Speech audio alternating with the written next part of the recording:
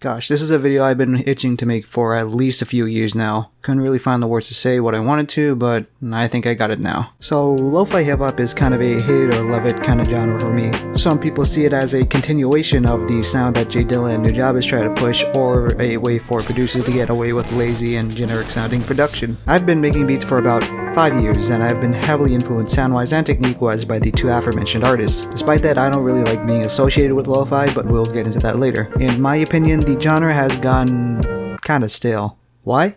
Here's a 20-page essay on why. 11-point aerial, APA format.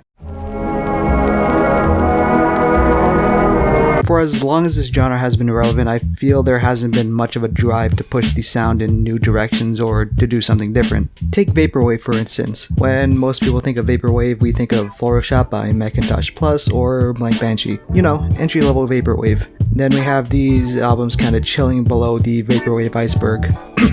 We have albums like News at 11, which tries to replicate the sounds of late 90s to early 2000s news stations before 9/11. The concept of the album centers around music you would hear on the morning news right before 9/11. In fact, I can put a lot of albums on the Geometric Lull by Bandcamp into this video. These albums are just kind of built different. I can't explain how, but YouTuber Pat Chennington has a few videos covering albums from this label. Go check him out. He covered News at 11 and other albums from this label like Towers and Begon's discography in a way better way than I really can. I know that the albums I mentioned are on the furthest extent on the weirdness scale, but it's the only real concept albums or albums with crazy ideas I can think off the top, but I think my point still stands. Really, what does lo-fi have in terms of branching out? From what I can find, there's not too much. All I can really think of is dark lo-fi, or people trying to capture the 90s Memphis vibe, which is lo-fi in of itself. But I feel that dark lo-fi just kinda sounds like traditional gritty boom bap, while 90s Memphis is only really considered lo-fi because of the sound quality, rather than really matching up with the modern description of lo-fi. Look, I'm not trying to say that Vaporwave is the superior genre. In fact, for every good Vaporwave concept album, there are probably like 1,000 lazily produced tracks and albums. Same thing goes for lo-fi hip-hop. For every lo-fi beat that someone does something interesting, someone drags a guitar or a piano loop with some offbeat drums with a low-pass filter on top and says, "Hey, check out my new lo-fi EP." In fact, why do we even still do this? So, I'm not sure about the lo-fi community, but don't you guys just get tired of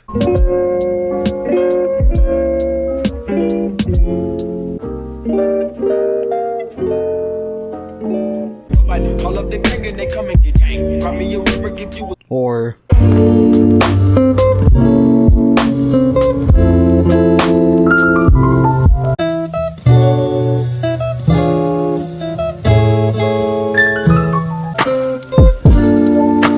and that's what I could just find off who sampled. Imagine how many other lo-fi artists sampled the same song the same way. Stuff like this just has to stop when it comes to sampling in general. Also, side note, remember when lo-fi hip-hop was blessed with Shiloh Dynasty? If you sample something that's already been sampled, at least do something cool with it. It's like all these lo-fi producers are listening to the same first 30 seconds of a song and noping out the moment they realize they can't drag and drop anything. Like, dude, none of you guys realize that J Dilla and Nujabes flip samples in a different way. Not every beat has to sound or be structured like. I would usually applaud making something from scratch, but even when something is made from scratch, people make the same boring guitar and piano melody. Secondly, please lay off the low-pass filters. I know you all have no clue when it comes to mixing, and putting one on an already subpar beat just makes it sound worse, in my opinion. And don't get me started on the subject of drums. Like, your drums don't have to sound like they're having a stroke, you know?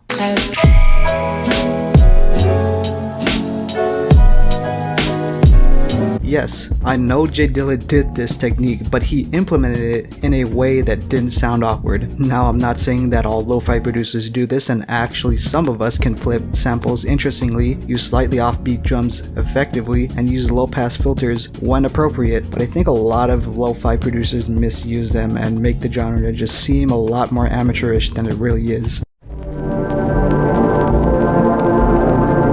As I said, I've been making beats for almost 5 years, and like many producers who go into boom bap, I've made my fair share of lo-fi. All of the things I don't like about lo-fi are things I used to do, but with every project I put out, I try to expand my sound and try new techniques. Looking back at lo-fi now, I see it more as of a stepping stone in developing my own sound. But why is that? How and however long this genre has been relevant, not much has changed since its inception. Lo-fi is relatively bare bones by itself, but it could just be so much more, but we're barely changing. I don't like being labeled as a lo-fi artist, despite incorporating some of its aesthetics into my sound. Ever since I started to gain some recognition, my stuff is immediately labeled as lo-fi. It's just something that peeves me a lot.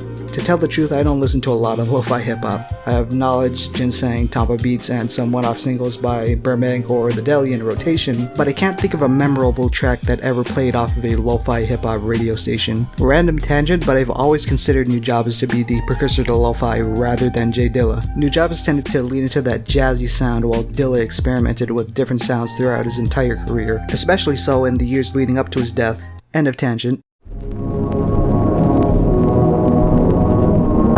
So what am I trying to say here? That's a good question, because to be honest, I forgot halfway through writing the script, but I'll make up something. I feel some lo-fi producers who are influenced by the big two and everyone in between just kinda have a surface level understanding of what makes the big two so good. The big two innovated sounds and techniques that are still being used today, and seeing lo-fi just be so stagnant is kinda depressing to me. I know I sound like a stubborn old head after finding out about Lil Pump for the first time, but I just want to see growth. If you like this video, then do so with the thumbs provided. Maybe subscribe if you really want to.